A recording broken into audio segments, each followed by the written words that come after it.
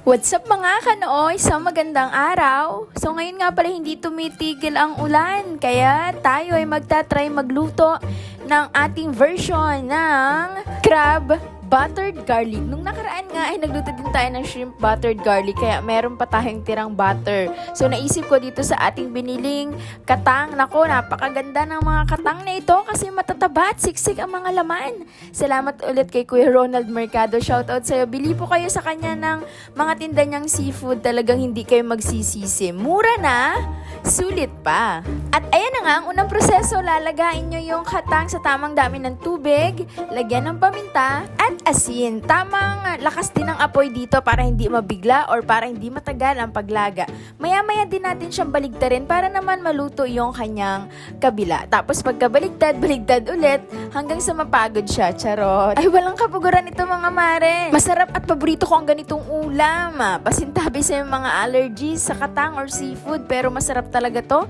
Kahit simpleng sinabaw na may kalamansi. Nako, solve ang inyong tanghalian o hapunan. Napakahalaga ng proseso na ito ang paglaga kasi dito nilalabas niya yung kung anumang maiibang part o laman ng katang na nagsisilbing naglilinis sa ating lulutuin. Set aside po natin yan at syempre itatapon na po natin yung tubig na ating pinaglagaan. Syempre para mas maluto at mas kumapit ang ating sauce ay hatiin po natin sa gitna ang katang.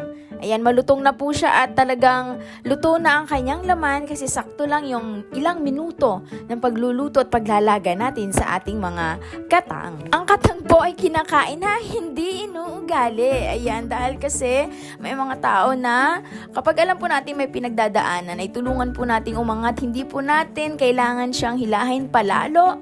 Pababa ang tinatawag nating crab mentality. O, diba? Patalastas lang yon. So, una, dyan para sa ating sauce, unang gagawin po ay magtunaw ng butter ng tamang dami.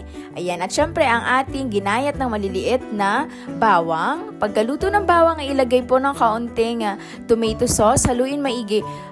Sa puntong pong ito ay hinaan po natin ang ating apoy para hindi masunog or dumikit sa kawali ang ating mga malalapot na sauce. Naglagay nga din ako ng kaunting tubig dyan para syempre ay hindi sobrang lapot. Yan, pampasarap, magic sarap, paminta. Naglagay din po ako dito ng secret na sweet chili sauce. Wala lang, para mga mukhang Thailand dish yung version natin ngayon. Pampasarap yan dito, nagbabalance yung asim at tamis at syempre yung lasa ng bawang. Medium heat lang po dito tayo mga mare at syempre hintayin natin na ma-meet po natin yung tamang lapot niya. At yan syempre pag medyo malapot na yung sabaw, ilagyan po natin ng asukal para tumamis naman ng konti.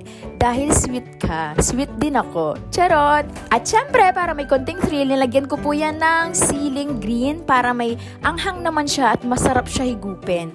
Pag nakita na nga nating sakto na ang lapot ng ating sabaw, ay ilalagay na po natin yung ating ginayat or hinati sa dalawa na ating nilagang katang. Naku, talaga namang sa paghalo ko dito ng dahan-dahan ay nakakatakam na. Napakabango ng amoy gawa sa butter at sa garlic at talagang napakasarap tingnan ng ganitong ulam. Maraming salamat po Lord sa biyaya at syempre ay hindi mawawala sa seafood ang partner niyang Sprite. Napakasarap niya, madadagdagan po yung sweetness ng ating ulam ngayon. Konti lang po yung nilagay ko at syempre ay haluin natin pa konti-konti para ma-spread po yung nilagay nating Sprite. Takpan po natin, intayin po nating maluto at pumula siya kagaya nito. Sisip-sipin po nung katang yung sabaw at talagang napakasarap, sulit. Taob na naman ang kaldero. Kaibigan, kumain ka na ba? Kung hindi pa, tara, kain tayo.